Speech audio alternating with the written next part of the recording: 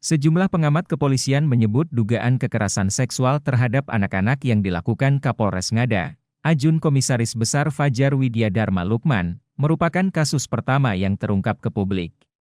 Bambang Rukminto dari Institute for Security and Strategic Studies, ISES, menyebut kejadian ini sangat memalukan bagi seorang penegak hukum apalagi terduga pelakunya adalah polisi dengan jabatan perwira menengah. Pengamat kepolisian dari Universitas Islam Indonesia, UI, Eko Riyadi, juga bilang Polri harus menggunakan video yang diunggah di situs porno di Australia itu sebagai bukti permulaan untuk melakukan investigasi lebih jauh seperti tindak pidana perdagangan orang. Menurut Eko, jika ada unsur perbuatan pidana dan pelanggaran hak anak, Polri harus membawa ke proses hukum pidana dan menggelar sidang etik. Hakim bisa menghukum pelaku dengan memperberat hukuman sepertiga dari yang seharusnya.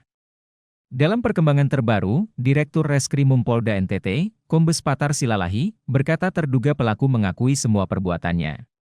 Terduga pelaku disebut memesan seorang anak perempuan berusia 6 tahun melalui seseorang berinisial F yang disanggupi olehnya untuk menghadirkan anak tersebut di sebuah hotel di Kota Kupang pada 11 Juni 2024. Namun hingga saat ini, Polri belum menetapkan statusnya sebagai tersangka sejak diperiksa Januari lalu. Kasus kekerasan seksual yang diduga dilakukan oleh Kapolres Ngada, Ajun Komisaris Besar Fajar Widya Dharma Lukman berawal dari informasi yang disampaikan Kepolisian Federal Australia pada Januari 2025. Laporan dari pihak berwajib Australia itu mengemuka lantaran kemunculan video kekerasan seksual di situs porno negara itu yang ketika ditelusuri diunggah dari Kota Kupang. Pihak Australia lantas melaporkan ke Divisi Hubungan Internasional Polri. Selanjutnya Hubinter Polri meneruskan surat berisi adanya dugaan kekerasan seksual tersebut ke Polda NTT pada 23 Januari 2025. Sementara untuk korban berusia 3 tahun, proses penanganannya dilakukan di rumah melalui pendampingan orang tua yang bersangkutan.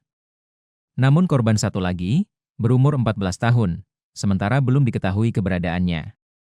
Para korban juga sementara ini sudah didampingi untuk pengambilan keterangan dari Mabes Polri, berdasarkan informasi yang dihimpun. Terduga pelaku diduga menyuruh orang lain untuk mengontak korban lewat aplikasi pesan instan gratis yang biasa digunakan untuk mencari teman baru. Korban pertama diduga berusia 14 tahun itu. Ia dibujuk oleh terduga pelaku dengan mengajaknya makan di restoran sebuah hotel dan setelahnya dibawa ke kamar. Di sana korban diduga kuat mengalami kekerasan seksual dan direkam. Setelahnya, korban pertama didesak oleh terduga pelaku untuk mencari anak sebaya dengannya yakni korban kedua. Kepala Bidang Humas Kepolisian NTT, Henry Novika Chandra, berkata kasus ini kini ditangani Mabes Polri. Terduga pelaku sedang menjalani pemeriksaan dan sudah berstatus nonaktif.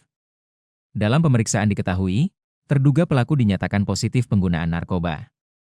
Kepala Divisi Humas Polri Inspektur Jenderal Sandi Nugroho menuturkan Kapolri Jenderal Listio Sigit Prabowo berjanji bakal menindak tegas Kapolres Ngada yang diduga terlibat dalam perkara narkotika dan asusila. Anggota yang terbukti bermasalah, apapun pangkatnya, akan ditindak. Itu komitmen Pak Kapolri, kata Sandi saat ditemui awak media di Auditorium Mutiara Stik Polri, Jakarta, Senin, 10 Maret 2025.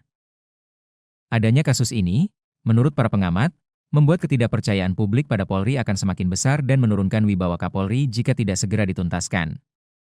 Makanya memang harus ada evaluasi secara menyeluruh terkait manajemen sumber daya manusia di kepolisian. Jangan lupa subscribe ya!